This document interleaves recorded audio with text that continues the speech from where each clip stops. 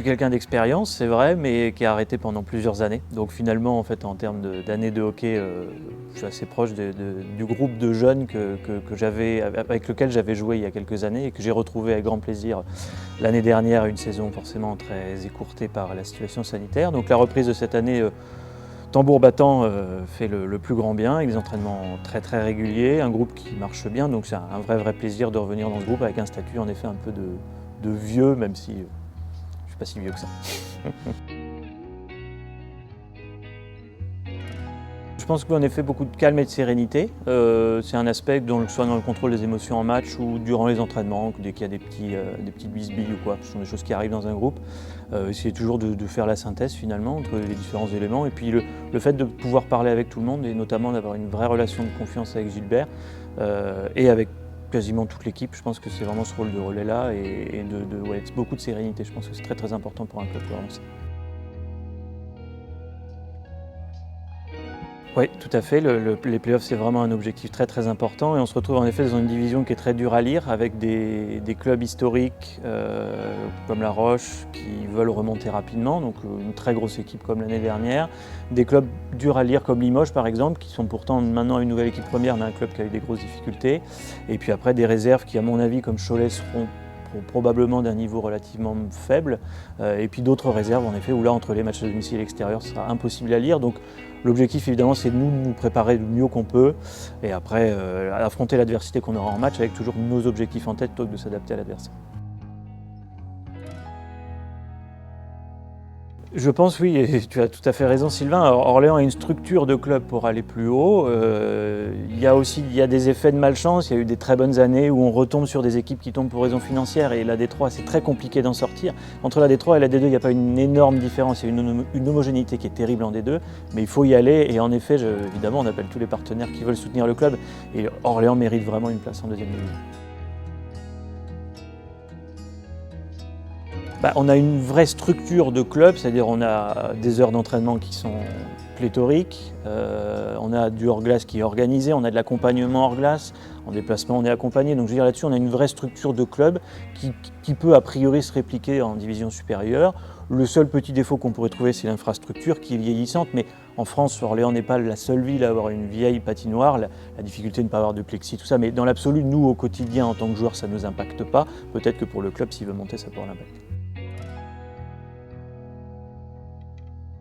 Oui, tout à fait. Enfin, moi, anciennement, je jouais à Poitiers, qui est passé en quelques années de 100 spectateurs à 1000 dans la patinoire, et tous les joueurs étaient, dans un premier temps, un peu effarouchés, et puis finalement étaient super contents. Et ça, c'est vrai que communiquer, c'est très important. Je sais que le club, du coup, a aussi investi dans cette structure de communication. C'est très important. Et en effet, que les gens viennent à la patinoire, qu'ils découvrent ce que c'est que le hockey. C'est en effet la 3e division. Des fois, on me dit oui, c'est la 3e division nationale, mais ça reste un exercice qui est quand même, et un sport qui est quand même très atypique et qui peut vraiment, je pense, amener les gens à... Voilà, c'est un sport qui est rapide, qui a du contact. Et puis nous, en tant que joueurs, ça nous fera évidemment le plus grand plaisir d'avoir, je l'espère, du soutien des spectateurs qui viennent à la patinoire. C'est exactement ça, c'est-à-dire dans notre communication du quotidien, on doit toujours être l'ambassadeur de ce message-là et puis en espérant que ce message-là va porter et puis un club ça passe aussi par les jeunes et donc quand on y convainc des supporters, souvent ces supporters ont aussi des enfants et on veut les amener au hockey aussi pour la suite. Les valeurs du club, elles sont, même dans ces années difficiles, d'être toujours ambitieux. C'est-à-dire même dans la difficulté, on a toujours envie d'aller plus loin, d'aller plus haut. Des fois, ça ne marche pas. Mais en tout cas, on ne peut pas dire qu'on n'aura pas essayé. Et voilà, là, et ça permet aussi d'avoir maintenu une structure qui nous permet sans arrêt de pouvoir aller plus loin et plus haut. Et ce que j'espère qu'on va faire cette année.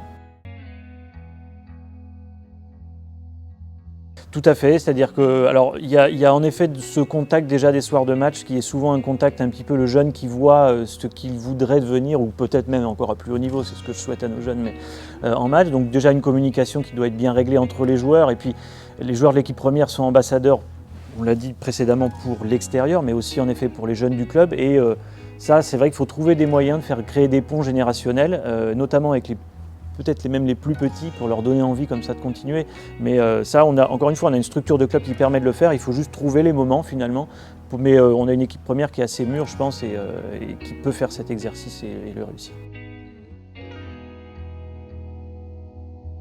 Moi, j'ai joué tout le temps en D3, donc goûter à la D2 une saison me plairait beaucoup. Et si ça pouvait être bientôt, ça m'arrangerait parce que je ne me vois pas forcément encore jouer encore 10 ans.